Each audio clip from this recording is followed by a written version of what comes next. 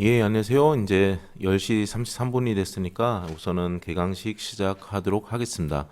우선 아침부터 시간을 내주시고 저희 개강식에 참여해 주셔서 너무 감사드리고요. 그리고 이번 K 디지털 트레이닝에 많은 관심을 가지고 참여해 주셔서 너무 감사드립니다. 우선 오늘 개강식 관련해서 그 순서는 그 K 디지털 트레이닝 관련된 간단한 설명을 저희 그 KD처 훈련 원장님이신 정동열 교수님께서 소개해 주시고, 그리고 그 다음에 이제 여러분께서 그 훈련 과정이나 아니면 기타 사항에 대해서 궁금해 하실 만한 부분에 대해서 Q&A 시간을 갖도록 하겠습니다. 예, 우선 그러면 그 K 디지털 트레이닝 관련된 설명을 저희 원장님께서 정동열 교수님께서 진행토록 하겠습니다.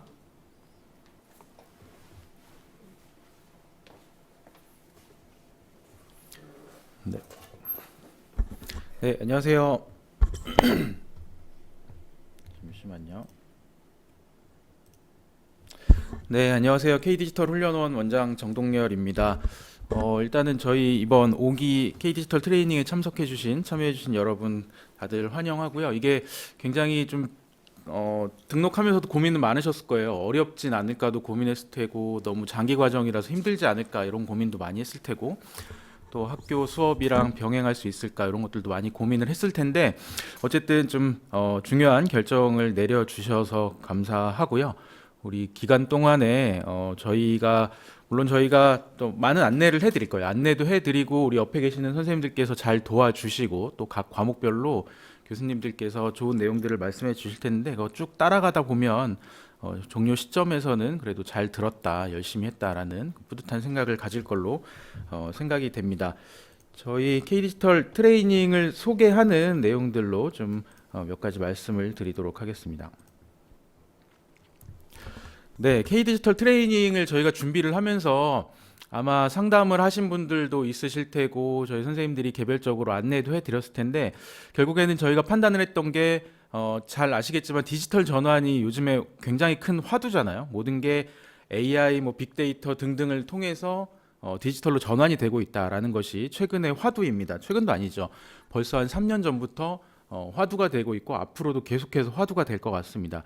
여기 보시면 저희가 디지털 전환이라는 것의 개념을 써놨는데, 우리 아마 전공은 되게 다양할 거예요. 경영학과도 있는 것 같고, 기계공학과도 있는 것 같고, 컴퓨터과도 있는 것 같은데, 어떤 전공이든지 간에 기존에는 해당 전공만 잘 공부를 했으면 됐습니다. 기계공학과, 그리고 기계설계과에서 설계과는 설계만 잘하면 됐었고, 경영학과에서는 경영만 잘하고, 또 뭐 생산관리 같은 것만 잘하면 됐었는데, 앞으로의 세상은 그렇지가 않다는 거예요. 디지털로 전환이 된다. 모든 것이 본인의 전공에 디지털이 플러스 돼서 새로운 형태의 업무 하는 방식이라든지 또 업무의 결과물이 다 바뀔 거다라는 것이 최근에 3, 4년 동안 계속해서 주장이 되어 왔던 내용이고요. 그것을 바탕으로 해서 최근 1, 2년 사이에 급격하게 변화가 이루어지고 있습니다. 아마 여러분들도 잘 체감을 하고 있을 것 같고요. 학과에서 교수님들도 이 내용에 대한 것들은 좀 많이 언급을 하셨던 걸로 알고 있습니다. 저 하단에 보면은 2020년에 디지털 전환 체계라고 해서 발표가 된 게 있어요. 기업이 변할 것이다라는 걸 정부에서 발표를 했고, 그 변화 과정에서 많은 것들을 지원해 줘야 된다라는 게 정부에서도 추진하고 있는 거고요. 이전 정부부터 지속적으로 추진하고 있는 거고, 또 디지털 전환 사례라고 되어 있는데, 여러분 잘 아시는 한전도 그렇고요. 또 웨이페어라든지 나이키 같은 이런 기존의 전통적인 산업들이 전부 다 디지털 전환이 이루어지고 있는 그런 상황입니다. 제가 좀 관심을 갖고, 우리 K디지털이 지금 3년째가 되고 있는데, 3년 동안 교육 과정을 짜고 운영을 하면서 가장 관심 있게 본 게 여기 있는 지금 이 그림이었습니다. 한 3년 됐나요? 3년 전부터 코로나가 시작되고 나서 그 다음에 같이 좀 이슈가 되고 있던 게 빅데이터 AI였어요. 빅데이터나 AI를 통해서 프로그래밍을 하고 프로그램을 개발하고 딥러닝을 통해서 어떤 새로운 프로그램을 개발하는 이 직업들이 굉장히 많이 뜰 거다라고 이야기를 했습니다. 우리 학과로 치면 너무 어렵긴 한데, 학과로 치면은 컴퓨터공학 쪽이 가장 화두가 되는 산업일 것이다라고 모든 사람들이 예측을 했어요. 이미 예측을 하고 그렇다면 모든 사람들이 다 컴퓨터공학과에 가서 AI를 배워야 되는가, 프로그래밍을 배워야 되는가라는 고민을 하면서 우리가 잘 아는 프로그래밍 교육을 굉장히 많이 시켰습니다. K디지털만 하더라도 아마 우리 HRD넷 들어가서 찾아보시면 거의 대부분의 K디지털이 다 프로그래밍 관련된 교육이었을 거예요. 근데 우리 학교에서는 좀 다른 방식으로 접근해 보자라고 해서 어떻게 접근을 했냐면 여기 지금 보시는 PPT의 왼쪽에 보시면 전통 산업이라고 되어 있습니다. 자동차부터 뭐 조선, 기계, 철강, 뭐 반도체, 디스플레이, 섬유 같은 전통적인 산업이 있습니다. 우리 학교의 학과 구성도 거의 전통 산업에 기반을 해서 만들어져 있어요. 지금 뭐 자동차학과 새로 생기긴 했지만 자동차학과도 그렇고요, 기계과도 그렇고 뭐 거의 대부분의 과들이 전통 산업 중심으로 되어 있습니다. 그럼 우리가 이 전통 산업을 버리고 새로 뜨는 산업이라 그래서 AI 빅데이터로 모든 것을 다 학과도 전환시켜야 되고 교육의 방향도 전환시켜야 되는가? 라는 것을 학교에서 4년 전부터 계속 논의를 했습니다. K디지털 과정 짜는 그 과정 속에서도 굉장히 많이 고민을 하다가 저희가 나름의 결론을 냈던 것은 뭐였냐면 전통 산업, 기존에 여러분들이 배운 내용에 여기 디지털 신기술이라고 하는 빅데이터, AI, 뭐 AR, 클라우드, 5G, IoT, 블록체인 같은 기술을 접목을 시켜서 우리가 배운 내용에 K디지털에서 가리키는 내용을 접목을 시키면 신산업에 적합한, 디지털 전환에 적합한 인재가 되겠다라고 판단을 했습니다. 그래서 만들어진 게 지금 여러분들이 신청하신 과목이 되겠고요. 그래서 우리는 그냥 단순히 프로그래밍을 가리키는 게 아니라 기계과면 기계과에서 생산 과정에서 필요한 프로그래밍을 가리키고, 또 반도체라 그래서 그냥 무조건 뭐 반도체 설계만 가리키는 게 아니라 반도체에서 차세대 반도체로 넘어가는 과정에서 신기술이 어떻게 접목되는지를 같이 보는 것으로 그렇게 방향을 설정해서 과정을 짰습니다. 네, 여기 보시면 뭐 일자리가 폭발적으로 증가하고 있다. 잘 아실 거예요. 이미 1학년 때 들어와서부터 계속 좀 지켜보셨을 텐데 뭐 바이오테크부터 해서 모빌리티라든지 뭐 자동차도 그 AI 자동차, 무인주행 자동차 이런 것들이 많이 도입이 됐죠. 그리고 생산 공정에 있어서도 스마트 팩토리 같은 건 이미 되게 올드한 버전의 기술이 됐습니다. 이런 쪽에 굉장히 많은 일자리가 만들어질 것이다 라고 보고 있고요.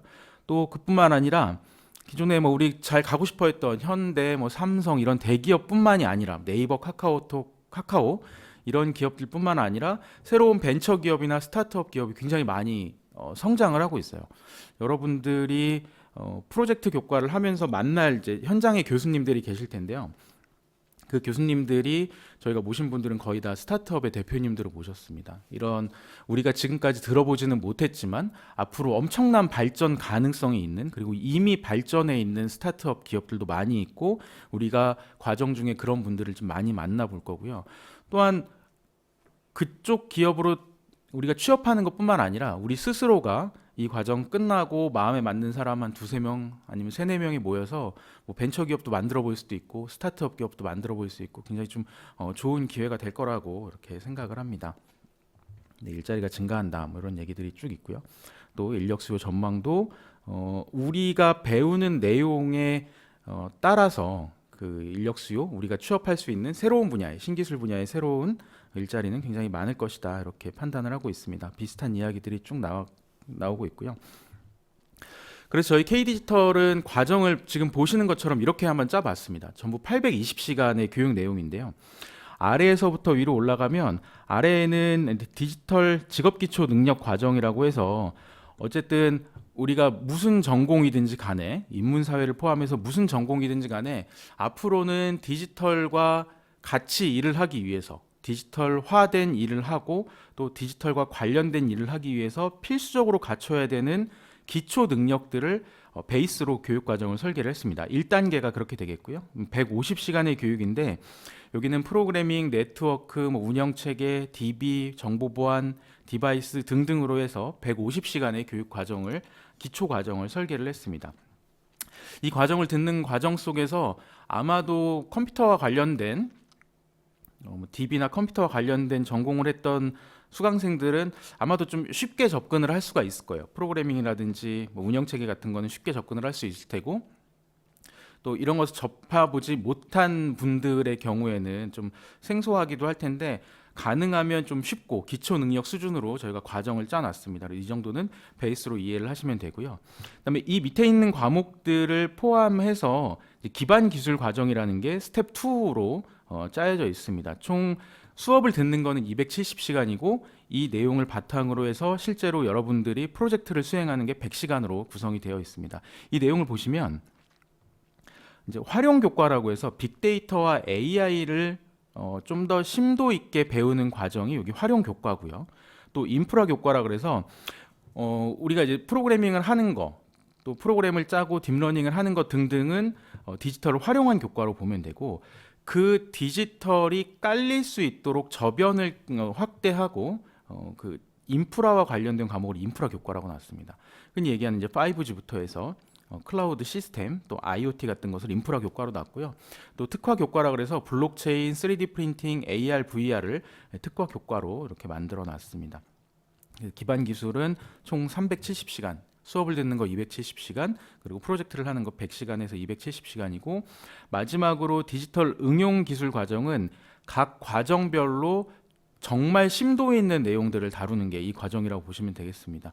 현재 개설되어 있는 게 IoT, 반도체, AI 제조 이렇게 세 개의 과정이 구성되어 있고 여러분들은 각각의 과정에 신청을 해주셨는데요. 여기는 기초 능력과 기반 기술에서 전반적인 디지털 기술을 배웠다면 응용 기술에서는 그렇다면 반도체에서는 이런 기초 능력과 기반 기술을 어떻게 활용할 수 있을까? 또 활용해서 조금 더 심도 있는 교육을 받는다면 어떤 것들이 있는가라는 것을 기준으로 해서 과정을 설계를 했습니다. 요거는 이제 수업을 듣는 건 100시간이고요. 프로젝트가 200시간인데 이 프로젝트 200시간은 지금까지 배웠던 전체의 내용을 다 포괄을 해서 여러분들이 최종적으로 미션을 수행하는 그런 과정으로 200시간이 구성이 되어 있습니다.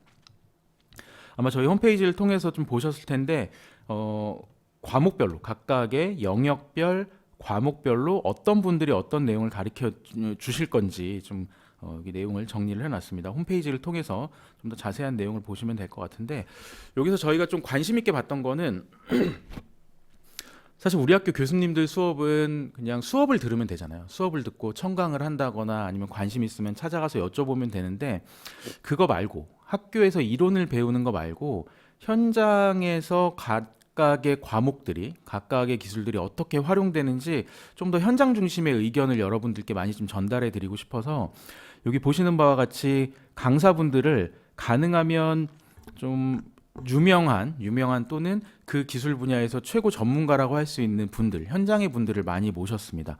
예를 들어서 여기 보시면 정보보안 같은 경우는 라인프렌즈에 계신 분을 좀 모셔봤고요. 또 네트워크 보안 같은 경우는 보안의 최고 기업이라고 할 수 있는 안랩에서 근무를 하셨던 분을 모셔서 실제로 수업을 듣는 이런 방식으로 과정들을 한번 설계를 해봤습니다. 과정 설계도 하고 강사분들도 모셔봤습니다.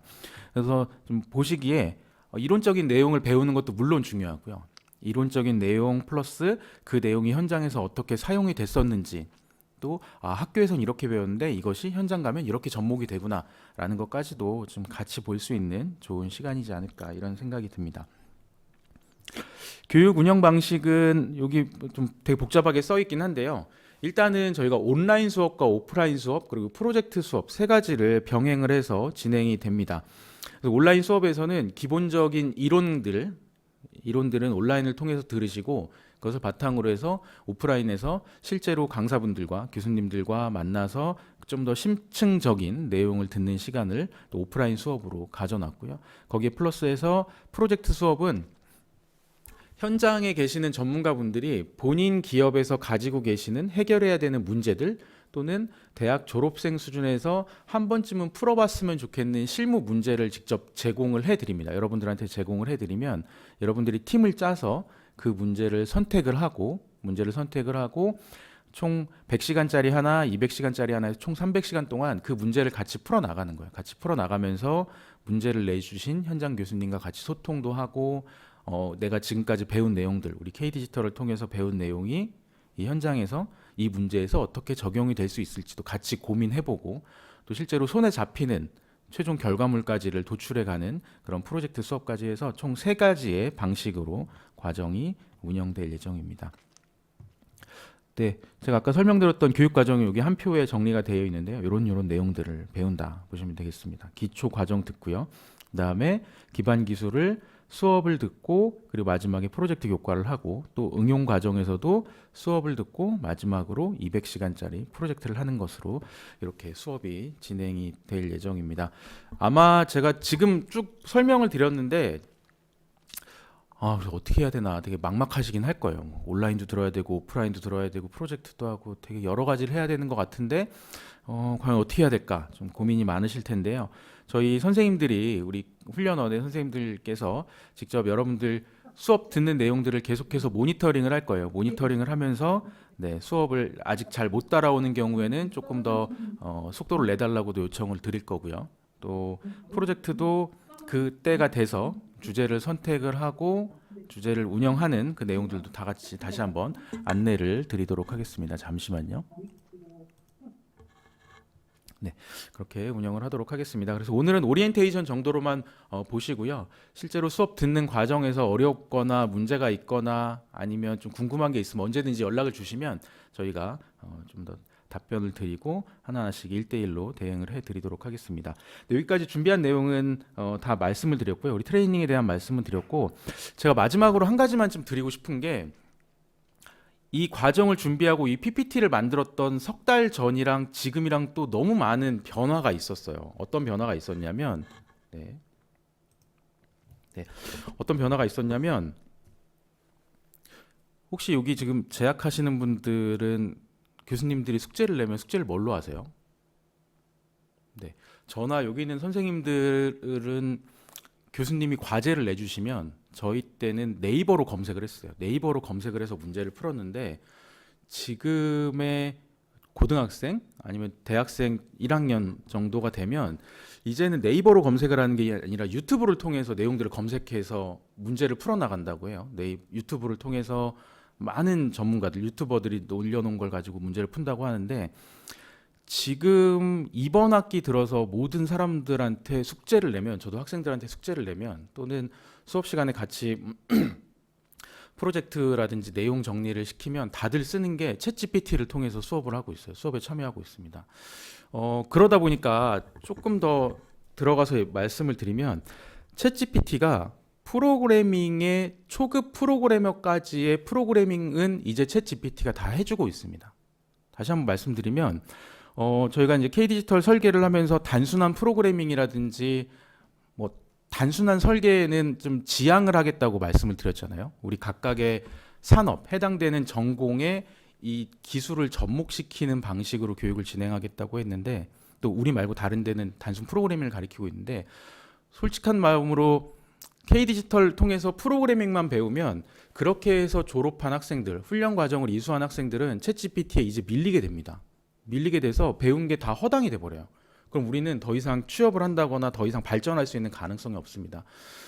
그래서 꼭 말씀을 드리고 싶은 거는 단순한 프로그래밍, 이 수업을 통해서 단순한 프로그래밍, 단순한 기술을 배우겠다가 아니라 본인의 전공에 어떻게 이 기술을 접목을 시킬 것인가. 또 저희가 이제 외부 전문가들, 현장에 계시는 전문가들을 많이 모셨다고 했는데 그분들을 통해서 어떠한 인사이트를 얻고 내가 앞으로 직업 생활을 하면서 어디에 포커스를 맞춰야 되는 단순 기술이 아니라 어디에 포커스를 맞춰야 되는가를 우리 820시간 동안 잘 좀 생각을 해 주셨으면 좋겠어요. 그래서 AI가 대신해주는 챗GPT가 대신해주는 게 아니라 나만이 할 수 있는 것은 무엇이 있을까를 좀 계속해서 좀 생각을 해 주셨으면 좋겠습니다. 말이 길어지는데요. 마지막으로 하나만 더 말씀을 드리면 챗GPT AI가 나오고 나서 이제 노동시장 우리가 앞으로 취업해야 되는 시장에서 농담 반 진담 반처럼 나오는 얘기가 뭐가 있냐면 AI takes my job이라는 표현이 있어요. AI가 내 직업을 내 일을 뺏어갔다라는 표현이 있는데 그 표현은 두 가지로 쓰입니다. 첫 번째는 AI가 그냥 내 직업을 몽땅 뺏어간 거예요.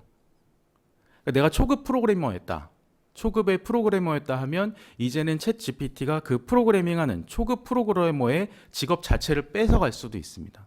그러니까 어설프게 배우면 AI한테 모든 내 직업을 다 뺏기는 거예요. 백수가 되겠죠. 그런데 긍정적인 방향으로 takes my job을 해석을 하면 내가 해야 되는 일 10가지 중에 AI가 5개, 6개는 대신 해결해 줄 수 있다는 거예요. 그러면 나는 기획을 하고 그것을 실현시키는 것이 나의 10가지 일이었다면 나는 기획에만 포커스를 맞추면 돼요. 나머지 설계하고 프로그래밍 하는 거는 걔네가 대신 해주는 겁니다. 그래서 여러분들이 이 수업을 통해서 저는 꼭 좀 느끼고 얻어갔으면 좋겠는 게 AI가 앞으로 대체해줄 6가지, 5가지 일을 포커스를 맞춰서 교육을 받는 게 아니라 인사이트를 얻는, 통찰력을 얻는 그쪽에 조금 더 포커스를 맞춰서 이 수업을 들었으면 좋겠다. 그러면 걔네가 대체해 주는 거 이상의 직업으로 우리가 우리가 취업을 할 수 있고요. 또 걔네들이 대신해 주는 어떤 것들은 대신해 주면 우리는 조금 더 그만큼 여유 있게 또 개발에 아니면 설계에 조금 더 포커스를 맞춰서 직업 생활을 할 수 있을 것 같다라는 생각이 들어서 마지막으로 이 말씀을 드리겠습니다. 네, 저희 긴 과정일 텐데요. 다시 한번 우리 과정에 신청을 해주신 여러분 환영하고요. 앞으로 남은 기간 동안 저희 선생님들이랑 같이 잘 따라와서 성공적으로 수강을 하시기를 기원하겠습니다. 네, 제 얘기는 여기서 마치겠습니다.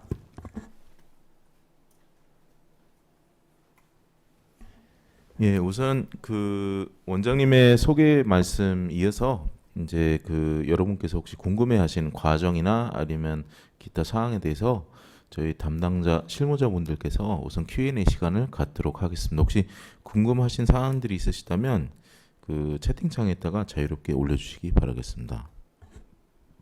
일단 인영기 학생 대답 먼저 해드릴게요. 지금 이미 신청되어 있는 상태에서는 변경하기는 좀 어려울 것 같고요. 네, 조성현 학생, 저희 오늘부터 이제 온라인 수업이 시작된 거고요. 그래서 오늘부터 온라인 수업 수강하시면 될 것 같아요. 그리고 당일의 강의는 당일날 아무 때나 들어도 되는 건가요? 네, 맞아요. 저희가 온라인 강의 같은 경우는 기간이 정해져 있어요. 그래서 그 기간 안에 전부 시간 상관없이 들을 수 있는 건데 다만 이제 오프라인 관련해서 저희 오프라인 수업이 있는 시간대에는 온라인 강의를 들으면 안 돼요. 그래서 그렇게 저희가 오프라인 수업이 있을 때만 온라인 강의 들으면 안 되고 당일날 아무 때나 들어도 상관없습니다.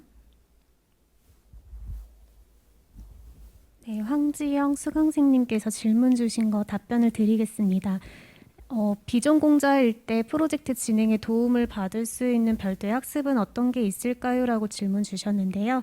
저희가 오리엔테이션 자료에서 살펴보실 수 있듯이 사전학습이라는 걸 진행을 합니다. 이 사전학습 진행하기 전에 프로젝트 주제 제출을 해주신 산업 교수님과 사전 면담을 진행을 하고 프로젝트를 진행할 수 있습니다. 그래서 혹시 필요한 멘토를 받으실 수 있기 때문에 그때 더 궁금하신 사항은 도움 받으시면 될 것 같습니다.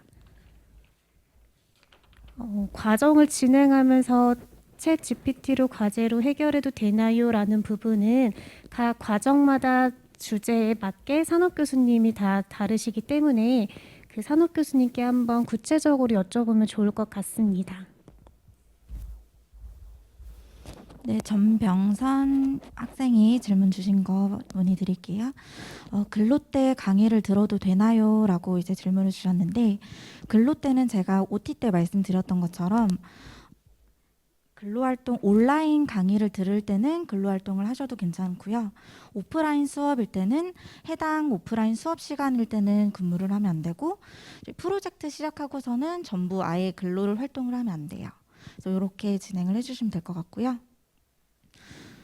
네, 그리고 지금 강순명 학생이 문의 주셨는데 시간표에 C 언어 제2생활관 16시에서 17시라고 되어 있는데 학교 가서 수업을 들어야 하나요? 라고 질문 주셨어요.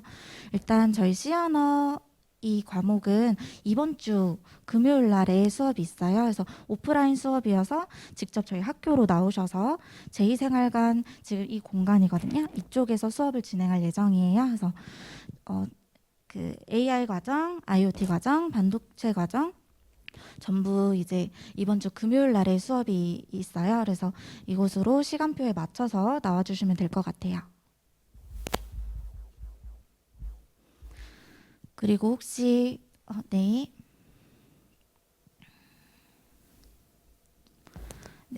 김형준 학생이 파이썬 교육 자료 지금 공지사항에 봤을 때 하단 링크가 안 열린다고 되어 있는데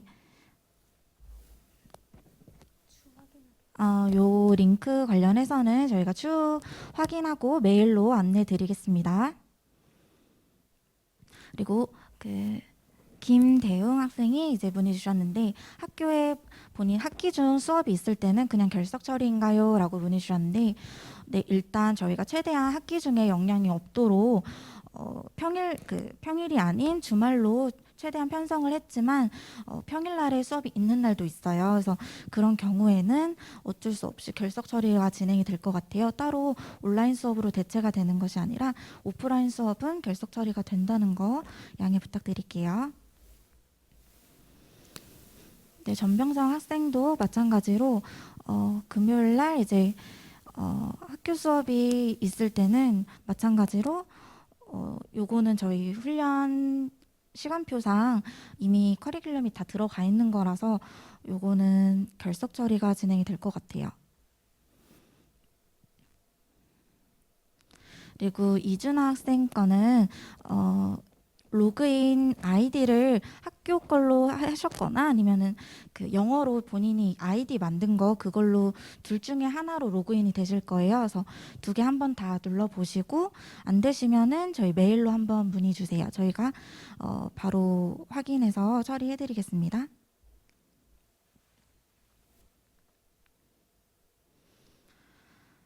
오프라인 일정은 시간표에 나와 있는 거 제외하고 수업에 한해서 추가로 일정이 더 생길 일도 있을까요? 이 관련해서는 일단 저희는 오프라인 일정은 지금 시간표 나와 있는 한에서 진행이 될 겁니다. 그래서 추후에 혹시라도 변경이 된다면 안내를 드리겠지만 일단 저희는 시간표에 나와 있는 대로 진행이 됩니다. 또 문의사항 있으실까요?